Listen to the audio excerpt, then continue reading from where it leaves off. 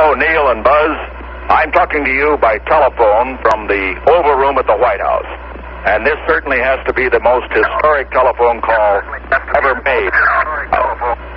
I just can't tell you how proud we all are of what you...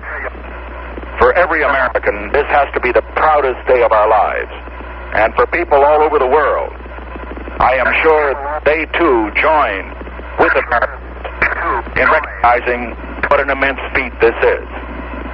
Because of what you have done, the heavens have become a part of man's world. And as you talk to us from the Sea of Tranquility, it inspires us to redouble our efforts to bring peace and tranquility to earth.